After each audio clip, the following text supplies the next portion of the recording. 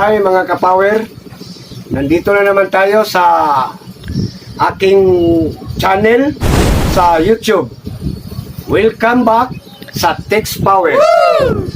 Bago tayo magsimula, nais ko muna magpasalamat sa Diyos na nagbigay sa atin ng lakas para magsama-sama uli tayo. Ang topic natin ngayon mga kapower, tungkol to sa aking followers na nag-chat sa akin.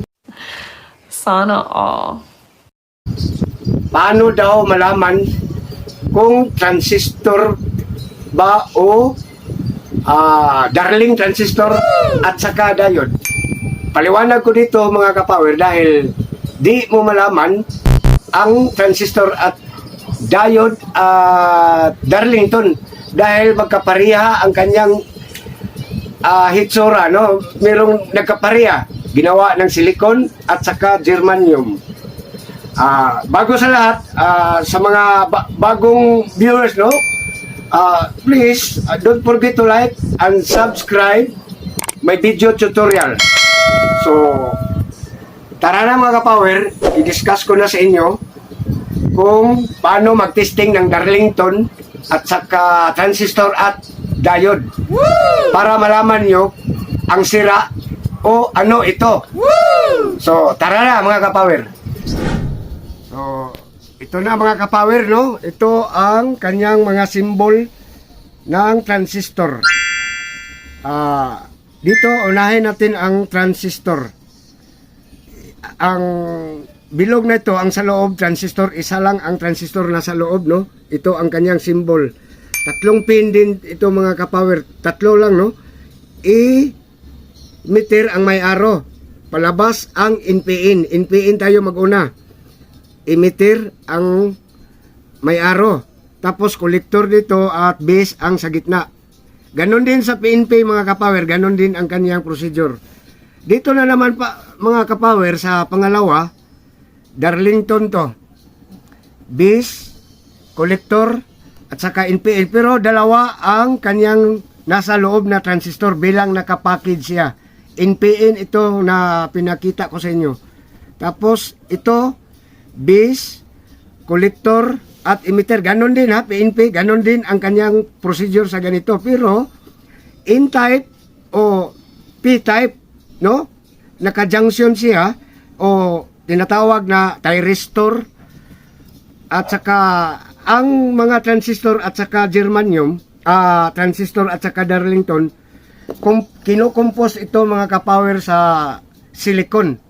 Ito ang kanyang transistor. Silicon ito mga kapower, no? Silicon. Silicon din to. Darlington to ha. At saka ito naman ang germanium transistor. Oh. Metal ang kanyang body. At ganon din to, transistor. Metal ang kanyang body. Dito na naman tayo sa diode, no? Mga kapower, ito ang kanyang symbol, diode. At ito ang kanyang image na dalawa ang diode. Naka-rectifier diode siya, naka-rectify na dati, no? Dahil naka-contact na ang kanyang positive sa cathode. So, ibig sabihin ito, no? Nagkasalubong ang kanyang cathode, positive ang cathode, ang out niya, no? So, sa gitna nitong paa nito na pin, positive to. No? Tapos negative sa AC dito. AC mo ikabit ang galing sa transformer na AC ang out. So, ganon din dito mga kapower, mga diode to, apat na paa. Ito ang kanyang itsura ng diode, no? Parang transistor din, tatlo ang paa, pero malaman mo yun mga kapower kung diode ba ito. Paano mo malaman? Dahil may naka-indicate dito na may marker na diode. Malabo lang, no? Pero ito ang kanyang nasa drawing ha. Ang sa body niya, silicon din to mga kapower. Meron din lang germanium nito, kagaya dito sa diode. Pero wala lang tayong pinakita, no? Naghanap ko kanina, hindi ko nakita eh. Baka natapon ko na. So, ito na naman mga kapower, diode din to. Pero, light emitting diode o sa short name niya, LED. Light emitting diode. Ito ang kanyang pinaka-main unit sa diode, no? Ito ang symbol niya, oh. Isa lang ito ang diode, no? Isa lang to siya. Ganon din, cathode at saka anode, no? May sign na nito, oh. Kita nyo, puti ang kanyang marker. So, cathode to, no? Positive kung magkabit ka na ng AC. Positive dito ang out. Ganon din dito, ha, sa diode, na light emitting diode, pero LED to, ha, light emitting diode. Ito naman, naka-bridge to, 4 ang laman ng sa loob nito ng diode, naka-package lang. Ganon din dito. O, grade kanumay sa Gihungan, Negros Oriental. Ang bidyong ito ay request mo at inaalay ko to sa iyo para malaman mo ang iyong request o ano ang transistor at saka diode at Darlington transistor. So, umpisahan na natin pag mustra ang kung paano mag-testing ng diode at transistor at saka Darling transistor. So, uunahin natin pag-testing ang NPN transistor. No, halimbawa, number nito 2EC5200, ibig sabihin NPN. C ang kanyang 2EC ang kanyang litra na sa una, no? Malabo lang to pero 2EC5200 to. Maayos to, magaling tong transistor, no? Testingan natin kung paano mag-testing ng NPN, no? Sa mga magagaling tayo na maayos na transistor, mga kapower, no? So makita nyo kung paano mag-testing. Kita nyo dito ang pagpalo ng tester, no? Ang NPN, mga kapower, kailangan ang base malaman mo naka-steady ang pointer ng steady ang test pad ng tester mo sa base. So ganito, mga kapower, ang pagtesting, no? Dito ang base. Dito ang base, mga kapower, no? Papalo yan kahit sa dalawang ito. Pareho ang kanyang ma-indicate ito, pareho ang reading niya sa emitter at saka kolektor. Kolektor ang nasa gitna, mga kapower. Ang kolektor, mga kapower, sa ganitong klase ng transistor ay naka-connected to sa body niya, no? Sa likod, kita nyo may metal, no? So, ganito ang pagtesting, mga kapower. Kung mapalo, kita ninyo, no? Tandaan nyo ang na-read niya, no? Sa kolektor tayo, ha, nag-una, steady ang test pad na negative sa base. Tapos, dito naman sa emitter, o ganun pa rin, no? Naka 8 ohms ang kanyang reading. Ganun pa rin dito sa kolektor, ha? Naka 8 din. Pagbaliktarin mo yan, mga kapower, no? Wala yang reading, hindi yan di pumalo ang pointer ng tester mo, mga kapower. Ganun, ha? Kung mag-tester ka na, no? Ganito, wala, at saka dito, wala. Pag nagpalo yan, mga kapower, sira yun, ha? Sira. Kahit i-ganon mo, akala mo, mga kapower, kung PNP ba to? NPN to, ang tinistingan natin, ang inuna natin. Kung akala mo PNP to, lalo na't nabura ang number niya, no? Ganon yan ang mga kapower, no? Akala mo PNP yun, so baliktad, no? Dito na mag-positive sa base, hindi yan pumapalo, no? So NPN pala ang transistor, ganito ang kanyang palo, so NPN siya. So dito na naman tayo, tapos na naman tayo dito, no? Sa PNP na naman tayo, no, mga kapower. Ito na, ito ang baliktad na. Kanina dito ang negative, no, sa base, sa test pad mo. Ngayon naman sa PNP, positive na ang test pad na naka-steady sa base, no? Yun. Oh, kita nyo, no? Ang palo, ganun pa rin ang palo niya, no? Pero depende sa mga transistor, ha? Merong mataas na palo niya. So, dito na naman sa emitter, ganon pa rin. Pagbaliktarin mo yan, mga kapower, wala yan. Kahit nagpalo yan kunti, mga kapower, sira yan. Palo na kunti, ibig sabihin yan, leakage lang. At saka short, totally sure siya. Pareha lang sila yon, no? Puro sira kung nagpalo kung baliktarin mo. Dito na naman tayo mga kapower sa Darlington. Ganon pa rin ang procedure sa Darlington at saka transistor. Ang Darlington lang mga kapower, no? Siya ay tinatawag na high frequency dahil ang nasa loob niya dalawa, no? Nakakontak na, no? Parang amplify pa niya ang kanyang out, no? Kita nyo ang arrow emitter nakakontak sa base. So high frequency siya, no? Kung baga tawagin natin. Pero tatlo din ang paa niya. Kung iwalin natin ang kanyang mga paa, 6 lahat pero nakakontak na eh. No? Ang kolektor at saka kolektor nakaparallel, di ba? Kita ninyo at saka yung base, ganun din ang base hindi nakaparallel. Tapos dito sa emitter, no, nakakontak na sa loob. No? Tinatanggap sa base, tapos emitter na lang ang out. Ganun pa rin dito, no? Emitter na lang ang out at saka ang kolektor na nakabit na sa loob, nakakontak na sa loob. So, ang paa niya isa na lang. Ang palabas na paa. So, kolektor. Ganun pa rin, tatlo ang pin. At ganun din sa PNP. So, ang pagtester mga kapower, ganun din dito. Pareho lang ang procedure. Pakita ko sa inyo mga kapower, no? So, sa NPN tayo magtesting. Una, no? So, ganun pa rin ha, ang base. Dito pa rin. Sa NPN tayo mga kapower, ha? So, magtesting na tayo mga kapower, no?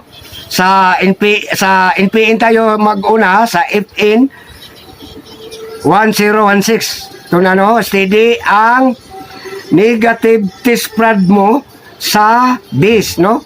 Ito mga kapower, oh. Yan. Tandaan nyo ang resistance, ha? Sa kanyang continuity. Oh. Ilan ba yun? 8 ohms. So, dito na naman sa emitter, medyo mababa, kunti, no? Paliwanag ko lang yun sa inyo mga kapower, bakit mababa siya, kunti ang kanyang emitter. So, kung baliktarin, ganun pa rin ha, sa procedure. Ito ang, pag baliktarin mo, wala. So, magaling ang Darlington. So, dito na naman tayo sa PNP. 8P 1016. No? Ibig sabihin, PNP. 8P. So, PNP. So, steady ang test prod mo sa base na positive test prod sa base. At ang galawin mo, ang negative na lang na test prod. O, ganito, no? Magaling. So, magaling. Mataas ang kanyang emitter, no? So, paliwanag ko lang, no? Balikan natin, no? Balikan natin sa NPN. Dito na, no? Baliktad. Ito na ang negative steady. Yun mga kapower, no? Kita nyo, mataas. Dahil mga kapower, no? Makita nyo kung bakit siya mataas ang emitter. Kita nyo ang araw nito mga kapower. No? Nakaseries. No? So, ganun na lang na siya ay mataas ang kanyang resistance. Contact siya nakaseries eh. No? Tapos nito nakaparallel eh, ang kolektor. So, ganun ang kolektor, ganun pa rin ang kanyang resistance. Kagaya ng transistor. No? Pakita ko nyo kung bakit siya nagtaas, no? Halimbawa lang ha. Ito diode. Diode tayo kukuha ha. Kita nyo diode? Ito pala. Isa ang diode, no? Makita nyo sa symbol dito. No? At i-series natin ha, halimbawa. No? In to in ang kanyang pagkontak, no? Pagkabit. Kita ninyo, cathode. So, parehas dito mga kapower, no? Ang arrow niya, ang cathode sa diode, may arrow eh. So, ganito na, no? Ikabit natin, i-series natin kung anong mangyari sa diode na sa kanyang resistance, sa kanyang continuity, no? Ito na mga kapower, no? Nakaseries yan, no? So, pagbutihin natin. So, ito na mga kapower, no? Kung anong mangyari sa dalawang diode na nakaseries. Na-discuss ko to sa inyo dahil dito, no? Bakit taas ang resistance sa emitter kaysa collector? Ito na mga kapower, no? Sa isang diode muna tayo, ha? Sa isang diode. Kung anong mangyari, no? Makita niyo sa pointer mga kapower, oh, mababa ang kanyang resistance. Tingnan mo, oh. Ganun pa rin sa transistor, no? So, pag dalawa na mga kapower, no? Tingnan nyo kung ano mangyari. O, nagtaas ang resistance. Ganun din dito, yan mga kapower, ang nangyari sa Darlington, mataas. No? O, mataas siya. So, sa kolektor, normal ang kanyang palo. Pareha lang sa diode at saka transistor. So, wag magtaka ha, pag meron pa akong ipaliwanag sa inyo, no? Ang Darlington mga kapower, no, pag i-reverse mo, di kagaya ng transistor na walang palo kahit balik-baliktarin mo, no? Ganun yan ha, mga kapower. Pag binaliktad mo sa kolektor at saka sa emitter, nagpalo siya. Dahil mga kapower, makita niyo sa loob, nakakontak no? Naka-reverse. Parang diode, no? Naka-reverse din kung i-reverse mo. So, nakakontak siya, no? Nagpalo lang. Ganun lang mga kapower ang tandaan ninyo, ha? Ang ginawa ko ngayon, pagpa-discuss na ito, sundin nyo lang. Ganun, no? Steady. Dapat sa transistor, hindi pumapalo pag baliktarin mo. Pero kung negative mo ang kanyang pointer sa test rod sa tester mo, hindi yan. So magaling. Pag ganun ka, pag baliktarin mo, may nagpalo, sira yan kahit konti mga kapower, ha. Ganun din dito sa PNP, ha. Hindi ko na lang magbalik-balik, pero baliktarin lang ninyo ang kanyang test rod mo sa base, no? Naka-steady siya, ganun pa rin, no? Ganun pa rin, no? Makita ninyo, pumapalo pag baliktarin ninyo, ang collector at saka emitter. So pag ganon ang positive dito sa gitna ng pointer, di yan. Pag nagpalo ang tester, sira yan, ha. Greg Ganumay, no? Ito na ang iyong problema, no? Paano daw malaman mo ang diode? Paano mag-testing? Naguluhan kayo. Pareho lang ang itsura ng diode. Sa ganitong klase lang, ha? Parang transistor, no? Makita ninyo, parang transistor. Tatlo din pa, no? Yun, may image tayong ipakita, no? Diode to, ha? Tatlong paa at saka dalawang paa, no? Diode. Pero kagaya lang ang itsura niya sa transistor, no? Transistor. Pareha sila ang itsura niya. So, ipaliwanag ko kung bakit siya nagkaganito, no? Sa diode. Ang diode mga kapower, no? Parang ganito yan, no? Nagkasalubong ang dalawang cathode. Positive ang kanyang out, no? Sa kanyang cathode. Ito'y ibig sabihin to, contact na siya, no? Ang kanyang paa dito sa gitna, di ba? Mga kapower. At saka dito naman sa anode niya, ito ang painang isip tong dalawang paa na ito. So, ganito ang kanyang image niya. So, ang pag-testing, no? Ito, ha, naka-bridge. So, package to, ha, naka-bridge lang siya. Bilang rectifier, hindi pala, naka-full wave. So, bilang rectifier na, no? Ready na sa DC out. No, positive dito ang sa gitna. Ganun pa rin pag ang procedure niya pag tester sa transistor. Ganun, ha. Diode to, ha. Pakita ko sa inyo, paano mag-testing. Diode to, ha. Ganito ang kanyang itsura niya, na may marker. Malabo lang mga kapower ang kanyang marker. Ganun, ha. Positive ang out niya, no, sa gitna. Kita nyo, palo. Dito na naman sa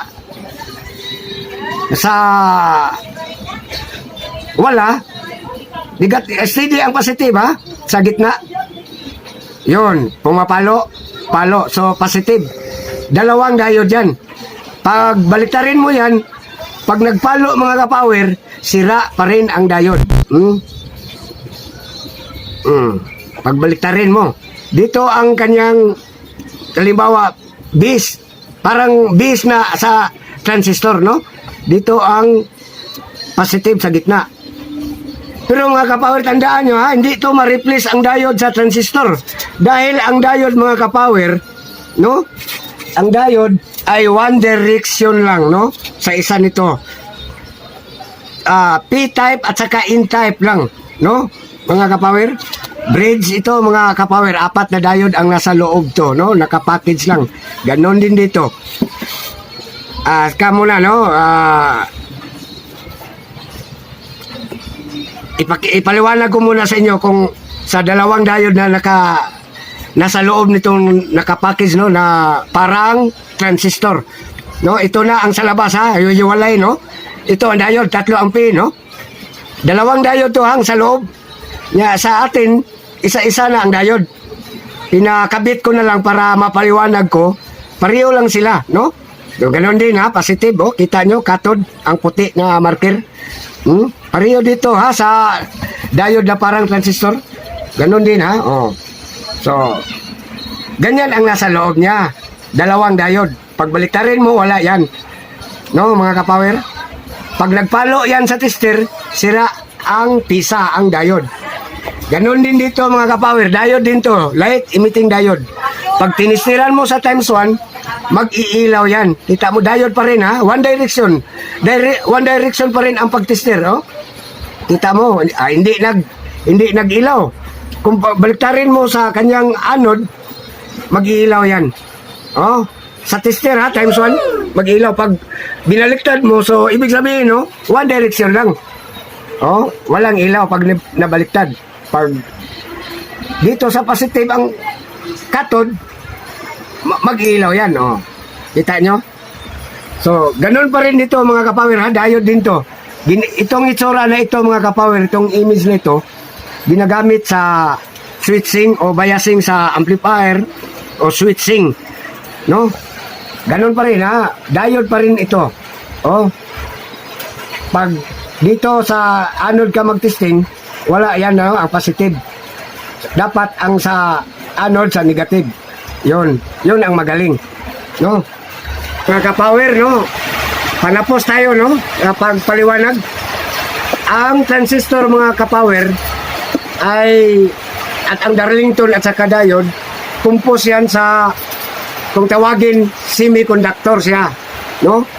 At ito'y manufactured sa gawang germanium at saka silicon, no? Tandaan nyo lang, no, mga kapower, may metal sa likod itong power na to, no? Kailangan kung magtakod kayo mga kapower, sa magkabit ka kayo sa heatsink, ay ang heatsink naka-ground. Either positive do o negative ba ang ground sa heatsink, sa body ng yung ginawang circuit, no?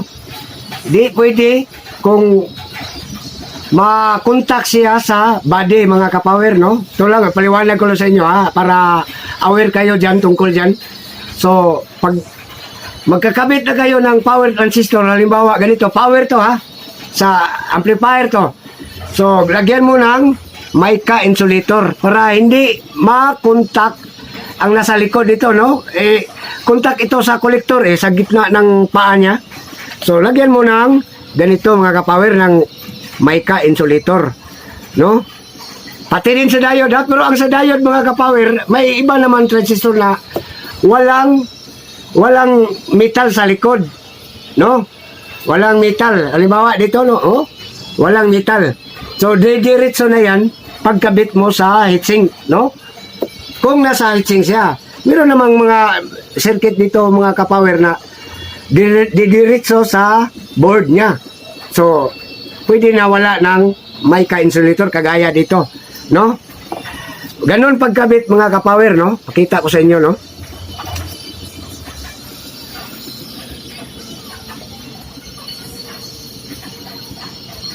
Ayun mga kapower, no? Ayusin mo, kailangan ayusin mo pag kabit mga kapower, no?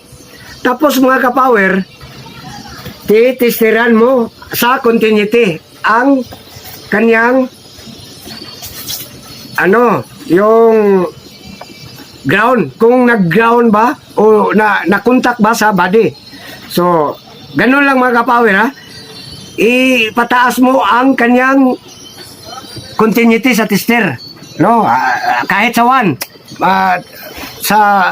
no? Pero sa akin, kailangan pataas ang continuity para kahit may leakage siya sa, halimbawa may sira tong ang insulator, magpapalo ang pointer, no? Bawat pa tisiran mo, kailangan wala yan continuity, walang resistance, oh. Yan. So hindi ibig sabihin to wala, hindi nakakontak ang kanyang metal sa likod ng transistor na ito, no? Ganun lang. Kahit baliktarin mo, negative na naman dito sa test prod mo sa heatsink, no? Wala din yan, ha? So, ayos ang pwesto niya sa pagkabit. So, ganito din ang mga transistor, mga kapower, no? Transistor din to, sa board to. Hindi na to kailangan lagyan ng, yung mica insulator dahil sa board ito. May iba na naman na nakakabit sa, sa heatsink. May may screw dito sa bawat gilid niya, no? Para maka-hold siya, no? So, dito na tayo nagtatapos mga kapower, no? Kay Mr. Greg Kanumay. Ang bidyong ito, inaalay ko to sa iyo, no? Si Greg Kanumay mga kapower, no? Nakamit kami sa grupo namin, no? Sa electrical and electronic technician sa grupo namin, no? At saka magaling itong bata na to mga kapower. Sana all. Marathoner siya at expert din siya sa makina ng mga motor at inventor pa to siya. So, Mr. Greg Kanumay, more power sa iyo.